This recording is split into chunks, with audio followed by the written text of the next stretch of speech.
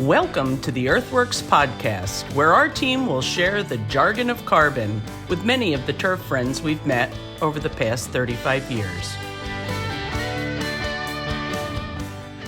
Hi, everybody. This is Joel Simmons, and this is the EarthWorks podcast. And I am sitting here with the infamous Miss Lisa Kiefer. And we are sitting in, you can't see this, but we are actually sitting in what was the original EarthWorks office in Martins Creek, Pennsylvania. This is the room that 26 years, 5 months, how many days? Oh my gosh, I had it all. 10 days, 63 hours.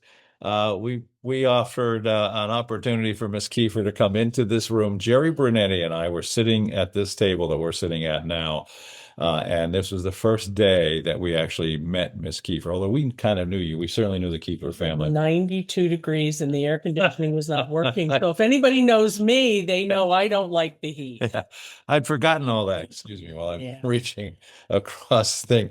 You and I, well, anyway, this is a lot bittersweet for me because Lisa is retiring at the end of the year, or at least partially retiring, because we're going to keep her close by so she can tell me where all the bodies are buried. But you and I basically started EarthWorks together 26 and a half years. I mean, Jerry and I started this in this building, or actually we didn't start in this building. Our original office was Ringo's, New Jersey, where I was living. But not long after that, I did move over to Martins Creek, and this office was the R&R Lawn Care office, and they were our first customer. You know this story. We walked into their door to pitch them. We had 545, and we had a liquid soil conditioner we didn't have a name for. So, as the infamous story goes, Jerry kicked the door in and still didn't have a name. So, the name of the product became Kick. And it was the first liquid that we made. We had 545 in that, and that was probably 1990. And you came in on 98? June 28th, 1999. We call her Rain Man for a reason. She knows all the stories, and we're going to try very hard not to tell some of the stories that I don't want her to tell. We had to move from this building, by the way, because the front door is about this far from a very busy highway, and there was a few too many days when she would have just taken me by the boot and shoved me out that door. So 26 years, 5 months, 17 days, 2 o'clock, so 8 hours. As I refer to it with some close people, it was a life sentence. Yes, it was. We were less than I'm $776,000 sales. You can finish my Lisa, when we break $1 million, we're going to get help for you. And $11,798,000 later, there was still no help. Yes, and still moving. So yeah, we had quite the times. I mean, I said the same thing to Stephanie, my wife, that after we hit $1 million, I'd take her to the fanciest restaurant in Philly. It was many years later. Like, sorry, but we can't afford it. You were never around. You were on the road. Well, and that's the glory of the partnership that you and I had, was that I got to spend my life on the road, which was good and bad. But I wouldn't have been able to do it if it wasn't for you sitting here keeping and this was back in the day. Did we have computers? We had computers. Gateway computers. We had big gateway computers that were probably the size of everything. But no one used email.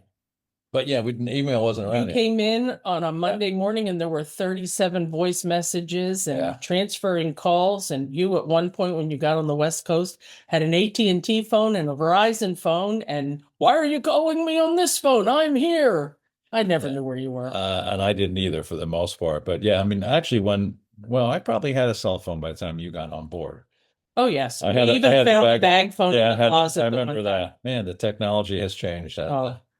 But yeah, I mean, the phone used to ring off the hook in this building all day long, and it was just constant stream of calls. How we got our orders, and now everything is run through emails, texts, and cell phone calls. We don't even really have a proper office phone. Quite honestly, we don't even have a proper office anymore. Since COVID hit, everybody kind of left, and we, you left. Let me say everything. So answer that phone by the second ring. Maybe this was a mistake. I don't know. So let's talk about it. You walk in the door. It was quite the interview. All I remember, quite honestly, it was, we just sat there with our jaw dropped. You basically told us how it was going to be and how you wanted and expected to be treated because you had some pretty bad experiences prior to us. And Jerry and I just sat there with our jaws dropped. And then when you walked out, we just I think we sat there in silence for probably a good long 5 minutes. And then we looked at each other and said, we have to hire this person. And we had one person. Pat was in the office. Pat Was it hired just me. Pat? Yeah. She was part-time. So we had a part-time office person and Greatest and lady ever. she taught us well.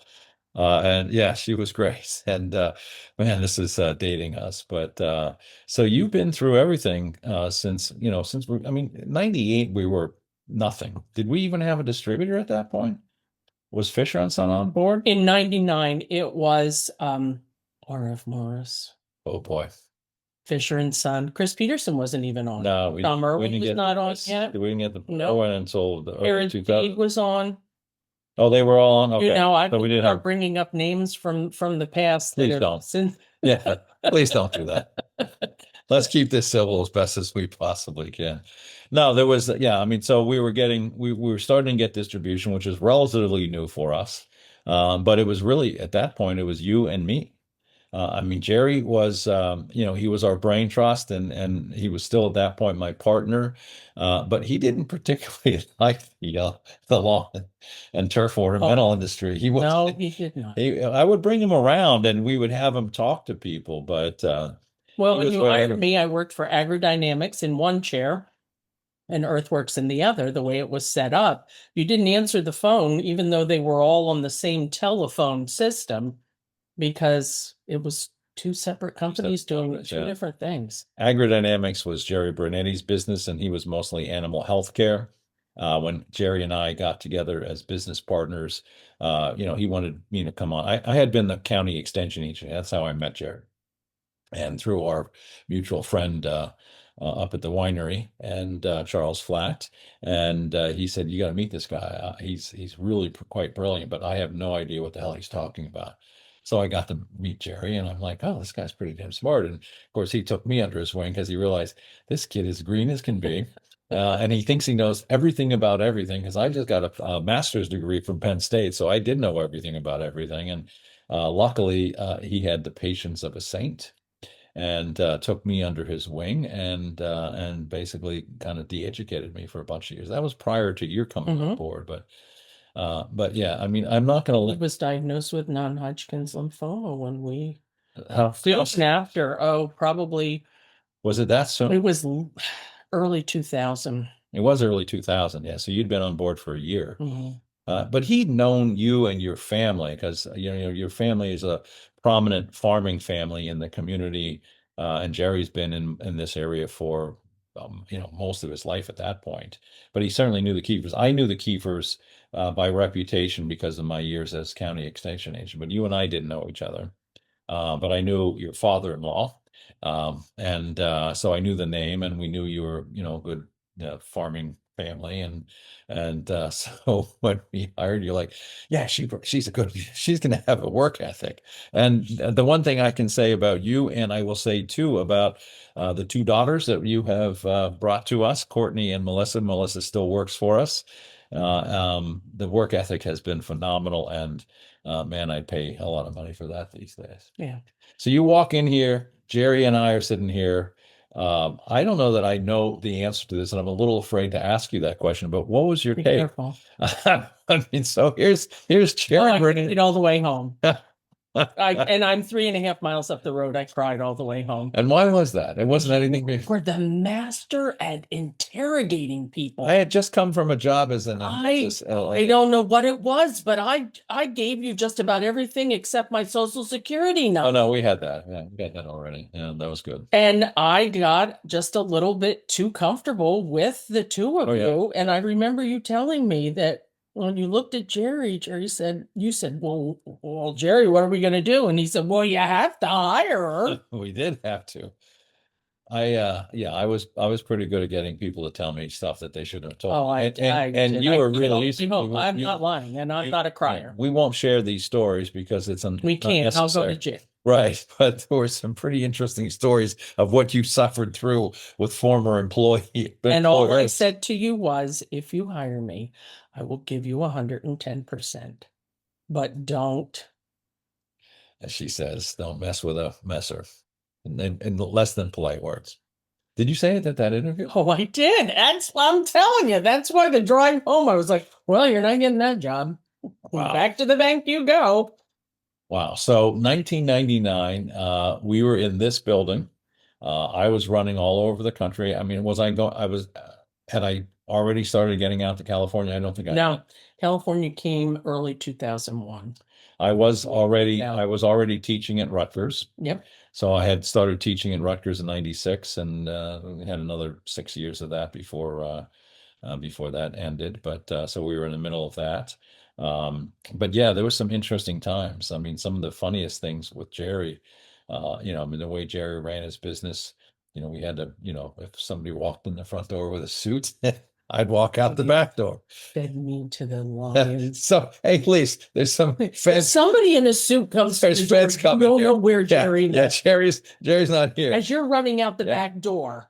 She was just telling a story of what was the constable or the sheriff or the constable came looking for Jerry because of lawn clippings on the driveway with a neighbor. Yeah, it was with his neighbor, and they got physical with me and pushed past me to go upstairs, and I quick diverted them to the other end of the office. To my office. Yeah, Jerry was sitting under the desk, Indian style, just continuing to take his yellow legal pad. Probably chuckling, knowing what was going on. Because constable fired because of him being physical. It was some very strange times back then. But I mean, your first impressions had to be pretty crazy.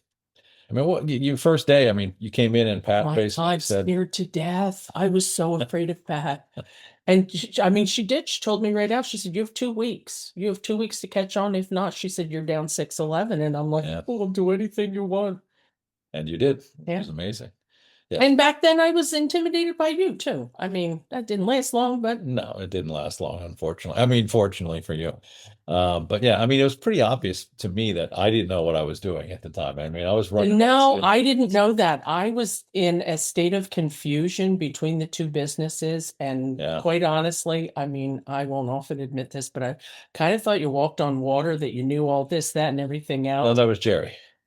I just followed his lead, but he knew pretty much everything. But I look back on my long, illustrious career and am just so glad to have met so many wonderful people. Yeah, we've been very fortunate. I mean, the first, the best part of those early days was the three of us. It was Jerry, you and me. We'd travel a bunch. We'd laugh a lot.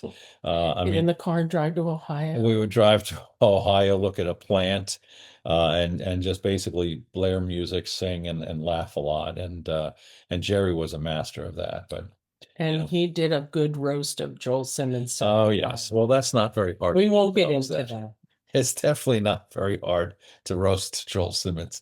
And especially, I think back on those days, I mean, not knowing how to run a business was just over. And neither did Jerry. And certainly Jerry didn't. But, he knew the technology, and he had such a passion for what it is we do. And I came in with that passion. I loved what he was doing. But he really understood basically everything that we did from an agronomy standpoint was Jerry.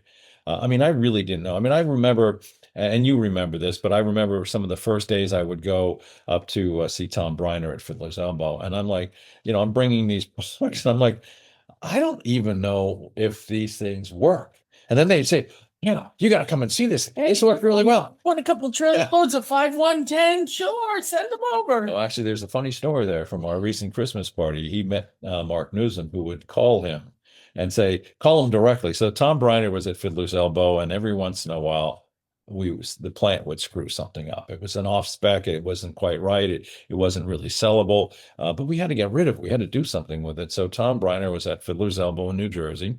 And, I would call him up and say, hey, we got this stuff. Would you mind looking at, yeah, bring it over. And he would just take it and blow it out. He had, 3 golf courses there and a lot of acres. Plus, it wasn't any. Yeah, he had it all. But the plant, I mean, after a while, I would go into his shop and there'd be products sitting there. I'm like, Tom, where did this come? Oh, the plant called me and they shipped it. Oh, great. I didn't even know that. I don't think you knew that either. No. But I did have that address memorized. Yeah. Well, anytime we had a problem, we would we'd call Tom Briner and take care of that. But you've been through all of the employees that we ever had. Was Dave Hundley here when you were? No, he was prior to me coming. So there's a gentleman by the name of Dave Hundley who is now has been a sales rep for Fisher and Son for a long, long time. He was our first employee. And actually, I think I can now finally tell the story. I'm not sure I ever shared it with Dave. You've heard this, but we were very, very young, and Dave came on to help us with sales, and we just weren't getting any traction, and it wasn't anything that he was doing. It's just that we probably were not ready. So Jerry came to me and said, "Well, I think we're going to have to, make a change here. Let Dave go." I'm like, "Oh, great! I don't want to have to do this crap." And so I said, Dave, I got to talk to you. He goes, good, I got to talk to you too. I said, so what's up, Dave? He goes, well, I'm going to take a job at Fisher and Son. What did you need to talk to me about? Nothing really. I mean, I'm good. I think I took care of it already. So he ended up moving over to work with Mike Fisher and convinced Mike to look at EarthWorks, which happened begrudgingly. But Fisher and Son, one of our longest customers, certainly one of the strongest relationships, both personally and professionally, and you've managed how many of their operations managers over a lot of people, 26 years. A lot of people come and go, and because you would always say, call Lisa, she'll just take care of it, which is true. And that was always the case. I think one of my favorite stories of Lisa Kiefer was, and we don't even have to mention the distributor. I don't know if you know where I'm going with this, but you would have breakfast with your father every Saturday morning. Oh. And somebody just kind of screwed up and forgot to put an order in, and the order needed to be there on Monday. And when did they call you, Friday, or did they call you Saturday? They were going to try to pick it up themselves. It didn't happen, and in a panic called me as I'm sitting with my dad on a Saturday morning. And I took the phone call because I didn't work Monday through Friday. I worked 7 days a week. If you needed me, you called me. And on the back of the mat there, I am just spinning out all this stuff. Well, we got the product there delivered to them, and then their truck broke down going out to the golf course that morning. It just was a continuous cluster. Yeah. This was an aerification, or was it a construction project? It was something like that. It was something. It was an aerification. Yeah, it was something going to be open. Yeah. They needed the product on there, and what can you do for me? So I called my freight guy, who was always on call for me. Yeah. And your father sat through all this. He just sat there watching me. Yeah. And this went on, and then I'd call this one, and then I'd transfer it to this, and I'd call another person, and we eventually got through breakfast. So, what were the biggest changes? I mean, 26 years. I mean, you've seen everything. I mean, you've seen it all. I mean, you've watched all of everybody that's ever come through this company. You've been mama bear to. I feel that way with all these guys too. Yeah, I do. I don't want to admit I'm that old, but I am retiring, so Yeah, well, you're 50 years old. So I am old enough to be all of their mothers. Yes, you are. Every one of them, that, with the exception of Kevin. That's true. Kevin's in his 50s, but he's a brother to me, so. That's true. Oh, I wish you would have given me this question ahead of time, because so many things have changed. Oh, I mean, we've just grown exponentially. So we have. In this building, we used to do this was me being completely anal. When we did soil testing, we would have them all shipped to us here. And this was this before? And again, we did not Oh, yes. I was in the inception of Logan Labs and Yes. helped get all of that going. So we were working with places like A&L Labs, Perry Perry Labs. Labs would email a report to us, but that report got printed off. It got sent to you. No, before that, I'm sorry, before that got sent, I would go home at night for an hour and a half with a stack of papers, and I would do all the calculations. There were three calculations that you did, and you'll remember what they are. Yeah. I don't. Calcium, magnesium.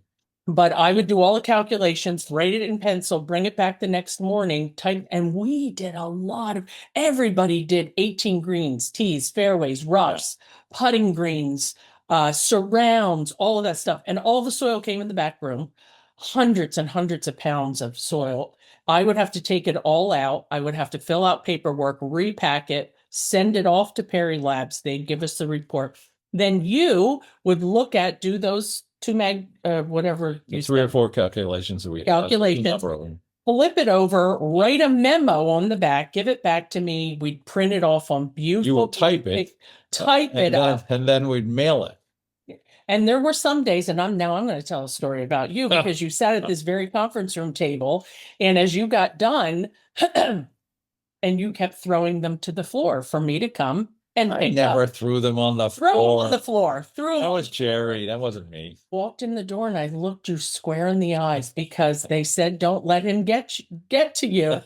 And I scuffed my feet on every one of those soil tests and crumbled them right up and said, was there something you wanted? I don't remember any of this, I think. No, but we put a nice packet together. I put some propaganda in there. Yeah. And type on the little sticker and highlight it and send it out. And, everything was done. Oh, so the things that have changed, yes, things are more. That's changed. Oh, yeah. Well, when we built Logan Labs, that changed a lot of that. I mean, what we were trying to do was protect our clients from the laboratory so that, their privacy was held. So we bring it in, we put all that time and effort into repackaging. And like you said, the strangest thing that's happened in soil testing is that, we literally would get all 18 of everything 3 times a year.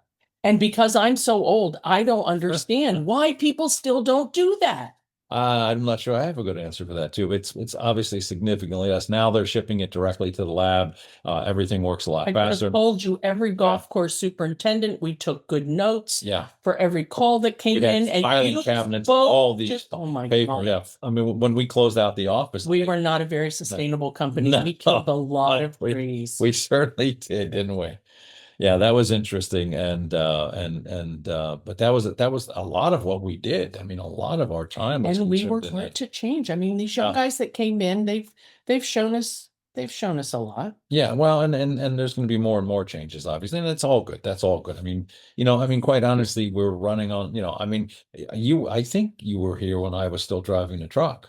Right. Oh, yes. And we had an EarthWorks truck. We had 2 EarthWorks trucks, I think, in your time. So we bought 2 Mack trucks. Actually, before that, and this was probably before your time, but before that, I would rent a U-Haul. Yeah. And it was a half-ton pickup, U-Haul. I mean, it's one of the box U-Hauls, supposed to be a half a ton. And I'd put 2 tons in it. And I would drive.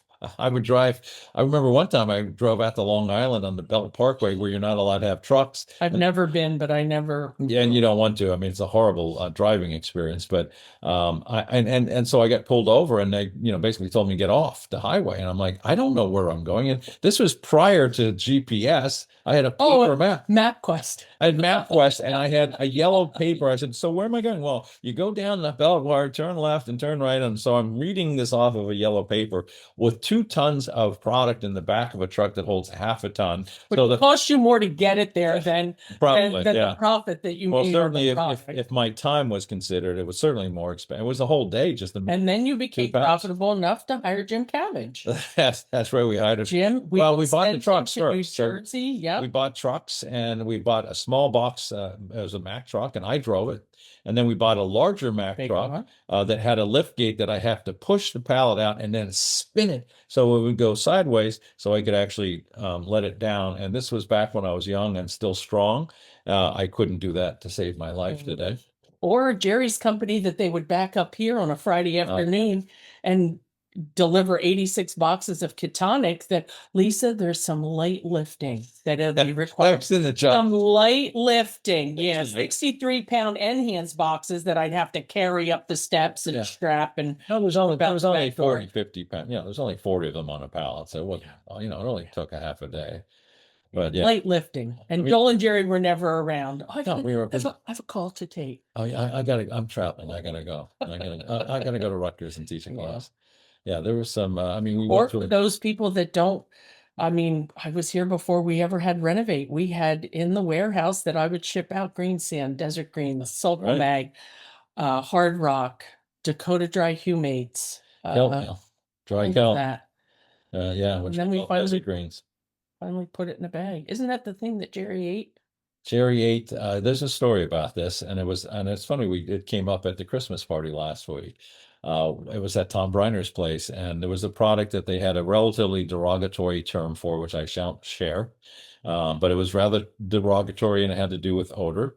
And Tom Briner had said to me, he goes, "Hey, do you know what this stuff is?" And I'm like, "Yeah, I think I do, but let Jerry's coming, in a couple of days. Let's ask him." So Jerry goes over this pile, and it's a pile of dried kelp. And he takes a handful of this and shakes it in his hand like this, and then he proceeds to eat it. And the guys that were standing there, their jaws dropped to the floor and like, my God, see that guy? He just ate that disgusting, stinky product. And from that point on, we were heroes, and we never turned back. But he said, "Well, yeah, I buy this by the tractor trailer load, and I feed it to cows," which he did. Mm-hmm. And so and kelp, it was originally called desert greens. You remember that? I do. Because we Jerry and I, over a bottle of bourbon one night, started naming products. So we had jungle greens, which was an inoculant that came from the jungle, and then desert greens, which was kelp to help keep things going, and they were the backbone of potency plus kelp, potency fish, potency kelp, and then potency.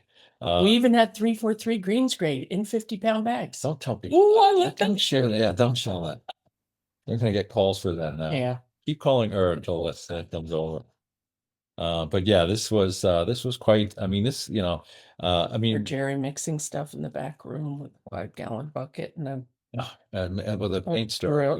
A drill stirrer, and then we come in and the walls would be covered and still, as we walked in here today, it's been a while since I don't come here all that often. You probably don't come here much at all, but the smell of essential oils. It still smells like Jerry. Yeah, it smells like Jerry. And again, for those of you who don't know, Jerry was my founding partner.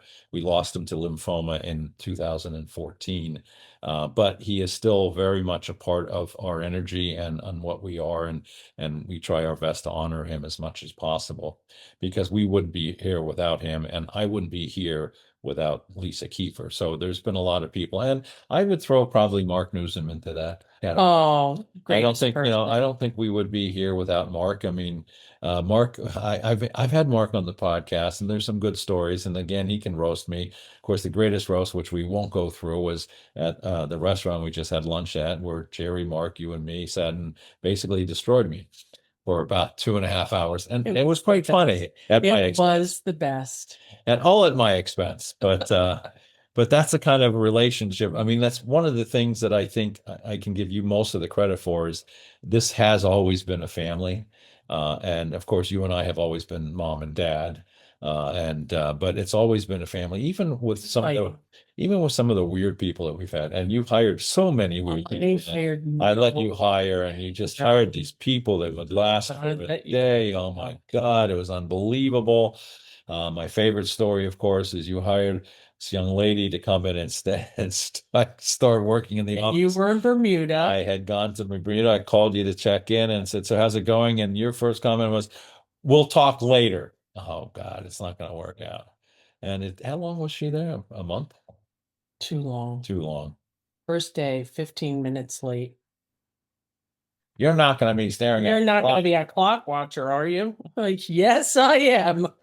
That's your job, dear. You have to be there on time, and because the phones ring. And well, the thing that will change the most is my iron ruling fist will go away. The guys are going to be very happy that I'm gone. No, they're not. Nobody's going to be happy that you're gone. But like I said, we've gone through a couple changes of office space.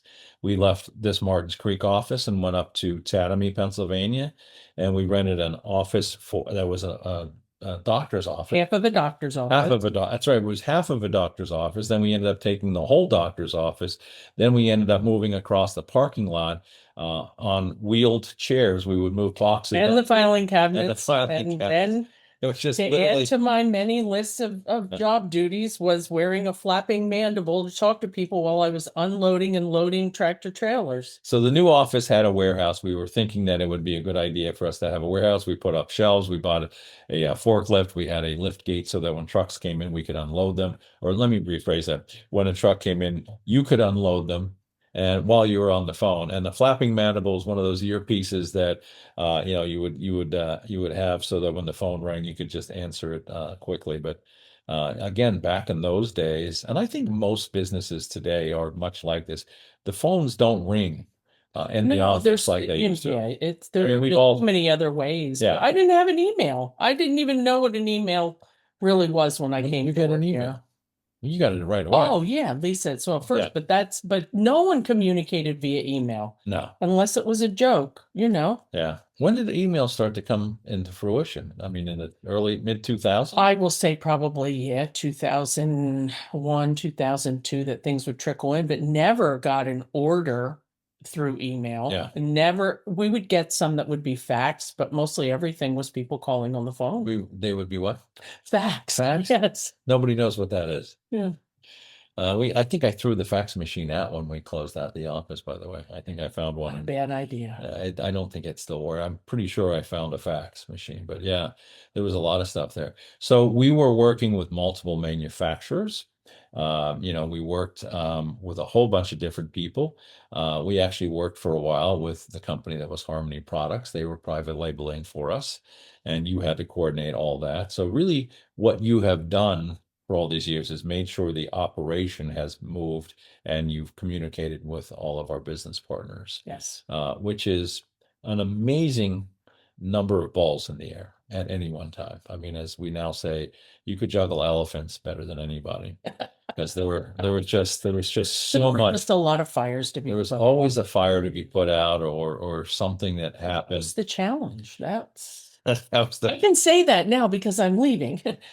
Back in the day, not so much. There were some ugly times too, weren't there? When we would just lose our, hair and, I mean, something went wrong at the plant. You remember the infamous burn center.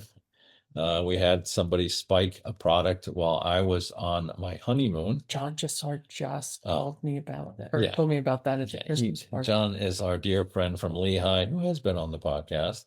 But he sent us. We had a situation and was in the it wasn't even your time. You weren't even here. No, but there was a lot of fallout from it. Somebody had spiked the product at the plant and it got out into the field. And in fact, the story is it was supposed to be 545. They spiked it accidentally and it was a 10% product. So, and being put out in the heat of the summer. But John thought that was the funniest thing in the world. And he sent us a letter addressed to the EarthWorks Burn Center, which we kept prominently held on the bulletin board at the back. What is a bulletin board? Yeah, there's one right there. But the funny thing about that story was it ended up being 10-5. And, I think I was on my honeymoon and I had come back and pretty much got the fires under control and got people to stop using it. And one of them was Tom Briner at Fiddler's Elbow. I said, "Hey, Tom, don't use this stuff. Don't use this." He goes, "Well, why? What is these?" "Well, it got spiked. It's like a 10%. And so the first thing he did was he went out and started applying it, but he applied it appropriately. He goes, "This product is unbelievable. This is the best thing I've ever had." And it became a product. And I tried selling 10-5 to everybody. It's a great product, still a great product. And they all are. You went through all the product development, everything, pretty much everything, except for the very earliest products. But, 822 wasn't around when you came on board. Oh, no. Most of the liquids to do 822 in bulk.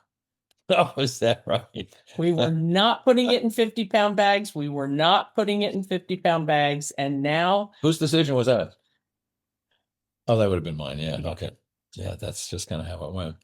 But how did we make the decision? I think it was one of our salespeople, wasn't it? Yes. Paul Paul Hoffman? Hoffman wanted it in Yeah. 50-pound bags. Yeah, and And- it's now it is now our biggest selling granular product. Mhm. And it's a phenomenal product. We sell it to long, and the And- reason why it's such a big selling product is it crosses so many industries. Lawn care companies are buying it big time because Oh, it's so sure. good for them. Homeowners. Homeowners are buying it, and all that kind of stuff. And then you came up with C3, which is, Yeah. you know, Well, actually, Jerry came up with C3. I just told him that he needed to get me something that was, workable for fairway applications. And I had found that kelp product that you remember that would remember bringing it. You were here for that. We brought in a truckload of this kelp product that sat in a grocery store warehouse, and it went rancid on us. And out in Ohio. and it was a nightmare. And Jerry finally comes up, and Jerry was moving away from EarthWorks at the time, but he goes, "What are you doing with this crap?" And he started. I don't even know if you heard this, but I'm upstairs in this building, and he's upstairs yelling at me. I mean, yelling at me.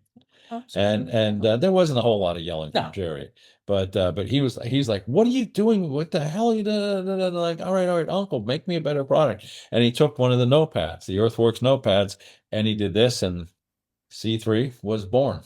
And There's a lot of that in the Yeah. archives there was, it's actually kind of funny. and on the walls in the back room. Yeah, pictures. Yeah, yeah, No, the liquid products that were splashed all over. yeah, The exactly. time you made a product, it was in a 5-gallon pail over at the old warehouse. And we went out, oh, go out there and take a look at it. And it was concrete. You know what that was? It was a magnesium It was product. magmanage. Well, the precursor to The magmanage, magman. whatever I it don't was. remember what we Yeah, called it. magnesium is a hard product to work with, and I mean, and again, Jerry, he We're doesn't going to do. bury bodies in the Hudson with I it. mean, Jerry, Jerry couldn't do, a simple three element product.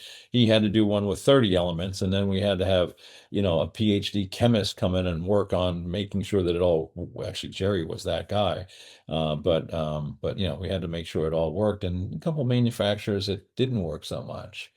I mean, there's a whole bunch of. Were you with us when the guy was taking our formulas and not using them? Oh, yeah, Flipper. Yes, yeah, let's not mention any names on that one, but somebody was a manufacturer, and our vendor called us and said, "How come you're not buying product?" Well, we're selling the hell out of this stuff. So we haven't sold you guys anything for anything. And we're like, "What?" So Jerry called up, and Oh, I remember the day. Jerry called up and played mafioso on him and threatened to break his legs, I think. And because the guy was basically robbing us blind, still putting out a decent product, but not what we had thought we were putting out for a very short period of time. But yeah, And our calcium product, Enhance, was made by Stoller Chemicals down in oh, Florida. that's right. I'd forgotten all about that. Oh, yeah, that was heavy. Yeah, that was tough those days. I mean, we had a lot of moving parts that, luckily I didn't have anything to do with it. You did. Where's this coming from? And they all figured out a way to get there somehow, some way. For the first time we did business with Don Nauman in California. Oh, what? And said the it. pallet of kick exploded in his warehouse. It is. One top of Yes, he just called me. It's pretty funny you say that. Yeah, it seems like we always had some kind of a major faux pas somewhere along the line, but at the end of the day, people understood what we were doing and that this wasn't easy. But back in that day, I don't know if you appreciated what we were actually doing. I was just going to say that. I was just going to say that very same thing. I just so busy doing the day to day and I would always say I don't do technical. I do everything else but technical. But to look back now after 26 and a half years, it is unbelievable what you have done. What we have done wouldn't have happened without you. I mean, I couldn't have gone out and done what I did if I didn't have somebody that I completely trusted and could. I mean, I would never have been able to do what you did. I mean, I did what you did before you came on, but we were small potatoes, and I wasn't all that good at it. I mean, I moved all the product personally. Yeah. I remember taking in my Pathfinder, I would take 20 bags of kelp, which is a half a ton, in Right. the back of my Pathfinder, and I'm like, why is this not steering very well? And how many Pathfinders were we through? A lot, four, because you were putting 55,000 miles a year on a car, and then you started flying. Yeah. And then setting up the Midwest and Minnesota and down south and just everywhere. It was thank God the pool boy was around for my wife. The best part of the job. He was never around. But I'd call at 8 o'clock every morning and at 4:59 and 5:29 in the evening. But it's just to check in and to see how you were doing. I mean, I was concerned about your health. You were not. And all that kind of stuff. It was all the control. Yeah. I mean, and like I said, we had we've had a lot of people come. Well, actually, we really haven't had a lot. No. We've had office support staff, but our core team, I mean, Jack Higgins has been with us 16 years. And you remember when he came in, and we all wanted to smack him in the back of the head more than once. He was, but he was the son I never had and wanted to just whip into shape, You said kill. You actually said well, a couple times. Sure would be nice. Yeah. Jack knows I love him. Jack has incredible passion for what we do, which is really wonderful. I mean, that was the thing that Jerry, and I think you saw that very quickly, that the passion that Jerry had and I have the whole for this thing. Yes, all of us. That's that. If we didn't love what we did, we would never have been successful, and we wouldn't have changed the industry as we have. Which was interesting. Snake oil salesman. Oh, I've heard that more than once, didn't we? I mean, we had a lot of that kind of stuff coming on. Oh gosh, even back in the days of the National Trade Show, you would go.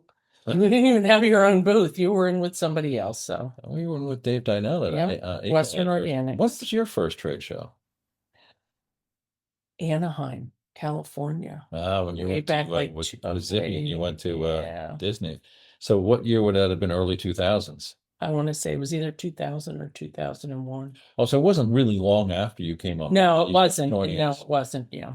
But was it just you and me at the time? It had to be at the very beginning. I mean, when we were doing that shared booth, it was just, it was me. Yeah. I don't know that we had our own booth at that time. When you first came, we already had gone to our own booth, which was probably early 2000s. Oh, very early. And now look at us, the Nimlock booths, which again, I just threw out 3 months ago when we closed out the office. The shipping to places or when stuff didn't arrive. Oh, there was a couple trades. The weather stopped and we were literally sitting on a chair with nothing. Screaming. Yeah, very frustrating. Screaming is not necessarily true. I was pissed at the UPS people for a couple of those times. Yeah, that was in San Antonio. Yeah. But but again, we went through an Ohio liquid manufacturer. We went through a couple of Pennsylvania granular manufacturers. Oh my gosh, yes, all the way back to the day of Fertrell. Yeah, and Carl all these people. Ruben Stoltzfa said a lot of sustainable ag people work. We manufacture with, and then we finally kind of settled it. Mark finally found us a home at Rose Acres, and that was not long after you joined us. I mean, Oh no, Renovate didn't go to Rose Acres. No, that was somewhere else, and we won't mention them either. But Rose Acres on board when you were here? Yes. When you came? Yeah. We had just set up Rose Acres, and had you gone out there with me and seen I did not, but I was there the day that Mark called to say that Bob's plant burns down. Yeah, we had a couple of episodes like that I basically lost my act over. How do I say this eloquently? Like the time he said, "Yeah, well, we're going to close down. You didn't need anything before we close." I said, "No, I think we'll be good when you open." "Oh, we're not opening again," and I lost my shit all over the place. And then when we first started with Rose Acres, and Rose Acres is the second largest egg farm in the world, largest family operated, privately held, privately owned. 1.4 million dozen eggs. They weren't quite that big. 1.4 million dozen eggs a day. They weren't that big then, but we started working with them, and they had a local farmer, and in his barn, he had this thing that he called a plant that I think was held with rubber bands and bubble gum, and it would chug out a couple of tons a day. It was unbelievable how and some of your better distributors, when they finally got to see the process, called on the phone and said to me, I am so sorry for ever taking an attitude with you. You are performing miracles to get product to us. We did perform miracles. As I say, big pieces. I'm not going to lie about that. And and so what was happening was Rose Acres was in fact building one of the plants that we are still currently running with. It's been modified since then and shifted once, but Bob's barn burned down, and But it happens. Yeah, barns burn down all the time. Your whole manufacturing facility gone in a snap, and and then they worked miracles too to get us back up and running. Have been the greatest business partner you can imagine. But and now look at them. I mean, there's two plants operating, great team of people. We've gotten word, and I've said this too many times, that it looks like West Coast will be hopefully opening by the end of, yes, I know. And then and there's plans on a fourth plant in Indiana for 343, and we're hoping we'll even see things like blending facilities and all of this in the time that you've been here. It's a lot, but there's such a great future for everybody that is left here. Yeah, it's going to be. I mean, we're really at the very beginning of a lot of things changing. Tell me I mean, you were very close to Jerry. Yeah. And I mean, and again, the three of us were in this building on a fairly in and out regular basis. He'd come in with bare feet and holes in his pants, and if you drove by at midnight, the lights were on because that's when Jerry worked best. Yeah. A Friday afternoon at 5:30, he'd come to you with his legal tablet and 7 pages, and he needed it for a township meeting, by 7:00. Lise, you don't mind doing this, right? See, I never did that. No, I wouldn't have done it. Right. I never would refuse Jerry. He just had that way. And the women around the world loved him. He was the man. Oh, they would send flowers here and plants, and or the time we went to Acres. Oh, God. Out in Ohio, and Jerry's hiding behind a column, and Joel's looking at him like, "No, Jerry, we're over here. Come on over here." No, I don't want anybody to see me. No, we were walking by, and we were going by to get on the elevator. We got on the elevator, and all these women. Did you see Jerry Bernetti? Oh my God, I got to listen to Jerry Bernetti. And Joel and I are just there looking at each other like rolling our eyes. Mine was one of jealousy, and yours was probably one of unreal. But I remember we walked out of the elevator and we heard, like, what the hell was that? Sounds like somebody's losing air on their tire. And we finally look around the corner and there's Jerry hiding. And I'm like, what are you doing? He goes, I have to hide her, because he would literally, there would be, the crowd would, if you needed to find Jerry, you would just see this body of people moving left and right. Like Jesus. And he was Jesus. Yeah, he was. But yeah, I mean, he was quite something. And like you said, the women loved him. I remember going to Italy with him, and the woman who was our host fell in love with him and followed him. Everybody fell in love with Jerry. Everybody was quite something. But he was funnier than hell and brilliant. I mean, I've said this story 1,000 times, but I can't tell you. I mean, every day I would sit in my office and he would come up and sit with me for an hour and tell me something I didn't know every day for 30 years that we worked together. Or driving down the road. He would drive his pickup down the road and he would have a book on the steering wheel. He was reading while he was, and he got a lot out of everything. He read a lot, and he read really good stuff. But some of my favorite Jerry stories, he would bring in some raw materials, and his favorite way to test them was to taste them. Yeah. And I remember a couple of times sitting at that right over there, sitting at that sink, and he put something in his mouth that did not go well at all. And we thought we were going to lose him for a second. It was like those greens that he would put in water. Oh my God. And yeah. Well, I mean, just, he has a product dynamite, and he would say, take some of this. I'm like, it's dirt. You still don't go anywhere without. I carry it with me everywhere I travel. It's as drink your dirt. Mike Fisher and a lot of folks that know me well, I've taken dirt pills. And it's been wonderful. I mean, it's heavy mineral and it settles your stomach, after a long night of drinking or bad Oh food. my Yeah. gosh, and we went through the animal health thing with Jerry here, Oh yeah. selling products up into Canada. I don't know how to get it there, just get it there. Yeah. So, I mean, Jerry's business was animal healthcare, and he did some amazing products for animals. I Oh mean, yeah. I remember one of the first times I traveled with him, he walked into a farm and there was a cow down, and, he went and, looked at the cow, did his magic. I don't even know what he was doing, but then he went right to the office and looked at his soil tests and opened my mind. And, I mean, he was brilliant. He's written one book. There's actually, Balance the chemistry, feed the soul. well, yeah, I came up with that, but that was all because of him. Right. But yeah, that's, that was, I mean, everything.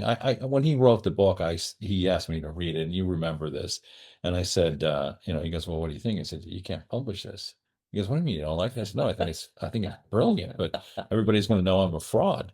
Because, I mean, if you look, still to this day, if you look in his book, there's a handful of slides that I still today have in my Yes. PowerPoint presentation that he gave to me. But and now we have Lawrence Mayhew, who's kind of filling in some of the shoes of Who came from Jerry? who was Jerry's friend, and Jerry brought to Acres, and he's been very close to The us. dynamic duo. And Lawrence is still our biggest podcast guest, and we get probably the biggest listens. He told me he was at Acres last week, and people would come up to him and say, "Oh yeah, I've seen your podcast." I'm like, "What are you talking about?"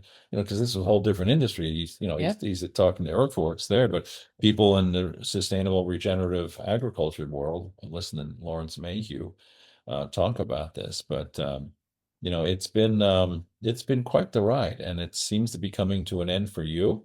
It probably won't be long for me, at least a good couple of years, perhaps. But there will be a new sheriff in town. I think we're going to build a stronger relationship with Rose Acres. Obviously, you've become very close with Tony Wesner, Mhm. the CEO at Rose Acres, who is a wonderful, wonderful man, Fabulous. and I love him dearly. he loves what we do, and obviously committed. I mean, we need to move, manure, and obviously that's his motivation. But he has, to every extent, given us every opportunity to do what we wanted to do. Anytime we'd ask him for something, he would do it, Has and never denied us. and I hope, if you're listening, that we've proved ourselves. But look where we are. I mean, we're in Korea. As a matter of fact, I probably have to go back to my office and do some more Korean soil tests tonight. We're all over the world. We're through Canada, and It used to be just on the East Coast. we used to be just East Coast, and we used to be, 4 distributors or 2 distributors, or whatever it might have been. I mean, So how do you like us now? yeah, look at us now. So after 26 and a half years, you're going to spend time with 6 grandbabies. With 6 grandchildren, yes. And probably still, we'll take you out to lunch often, just so I can ask you questions. I still have the ringer on my phone when you call. Wah, wah, wah. Transfer. That was one of my favorite lines at the Christmas party, by the way. I used to have a car that, back in the early times of when you would hook your phone to your car. This was particular car, you'd have to say transfer so that the speaker could pick it up, and then they would pick it up on the phone, and it never bloody worked. So I'm screaming transfer all the time, and little did I know it had already transferred. So everybody's on there just laughing their asses off, and I'm frustrated and pissed The off. guys do it. Oh yeah, well, they hear it from you. But like, again, I said this the other night, but we have become mom and dad. How many times do you think in the last 26 and a half years you called me Robert or Bob? Oh, my husband's name a lot, and I call him Joel. Right. I'm sure he loves that. Yes. I'm like, who are you talking about? Yeah. Some of my favorite. Well, for that many years, I spent more time with you than I did with him. Yeah. I mean, Yeah. we're farming 3,500 acres, so he's never home. He's always working. So I saw you more than I saw him for Yeah. years and years. I think some of my greatest memories, though, were when we were just make lunch. Oh, Cool. people missed out, yeah, when they didn't get that. Yeah. We'd have Courtney loves your shrimp. Yeah. and swordfish. Melissa loves the swordfish. We would have big lunches on a Friday afternoon where I'd Even pictures of my grandkids that would be there. yeah. Kate, she's 19. She was raised in the EarthWorks office. Mark Newsom and his wife Sandy, who we lost unfortunately, would come over and they'd have lunch with us. Chuck Schubert came over and he would play. We would only feed him if he would play guitar. Right. He had to play for his meal, which he does. Chuck is one of our financial guys, but he's also the leader of the EarthWorks band, and an accomplished guitar player, singer. And so, I mean, we would hang out and, and I mean, it was actually a lot of fun. It was, yeah, yeah. No one else had a job like that. No, nobody else ever will, I guess. I think so. Are you okay playing with your grandbabies now? I am. I am. It wasn't easy, was it? No. And it'll be a soft exit. It'll be like I said, I don't know where everything is. Yeah. I need to know where the bodies are. So all I can say is I couldn't have done this without you. I think a lot of people that are listening that know us, certainly our business partners and our distributor partners, all know who you are. You've gone through all the operations managers that we've worked with over the years. And I think every one of them to a T, as Greg Tower said on his little video clip at your retirement party, that, you taught them a lot as well. And I know they're all grateful, but you had a masterful way of dealing with people and getting things from them that you probably shouldn't have. But it certainly kept us in front of it. And the customer was the most important person. And you believed in what we were doing. I mean, Jerry and I, had this huge vision and passion for what we were doing. I quite honestly, at the beginning at least, didn't really understand it, but I understood the agronomy of it, but the business part of it, I wasn't a business person, so we wouldn't have been able to do this without your ability to just keep the whole bloody thing together. And I don't know what's going to happen. It was definitely a team. Yeah, it was definitely a team, and my goal has been accomplished. I think I've gotten to the try. So, my dear, without any further ado, I say thank you. And this is not goodbye. It is the beginning. Your daughter, Courtney, wants to join us for lunch now. So we're going to probably have guests every once in a while. Maybe we'll bring Melissa in once in a while. She's not working. But I wanted to at least have a chance to talk to everybody and hear some of Lisa's stories. And every business and everybody's life, you get somebody like Lisa to come in and make it work. Most businesses last a year or two. We've been in business for 38 years now, coming January, and most of that is because you kept it all together. So I will miss you, and I will continue to talk to you, and I will say, Lisa, how the hell did you do this stuff? Lisa, I don't know how to do this, Lisa. Yes. Hey, can you just do me one little thing? Folks, can you do a podcast? Yeah, exactly. She was begrudgingly wanting to do this, but I wanted everybody to get a chance to know Lisa a little bit better because we wouldn't be here without her, and we will miss you greatly. So I thank you from the bottom of my heart. Go ahead, call me Robert one more time. Just Robert. There you go. Folks, if you haven't subscribed to the EarthWorks podcast, please do. I apologize for my lightweight. This is my Jerry Bernetti sweater, if anybody's watching. I usually wear something EarthWorks like Lisa does, but I was all official today. She's very prepared. She's much more prepared than I was. But please subscribe. We will make sure you know who's coming on next. And it's a holiday season, so if you don't come back next week, I wish everybody the greatest holiday and merriest of Christmases and New Year's and all that stuff. So thank you so much. Thank you so much. Thank you.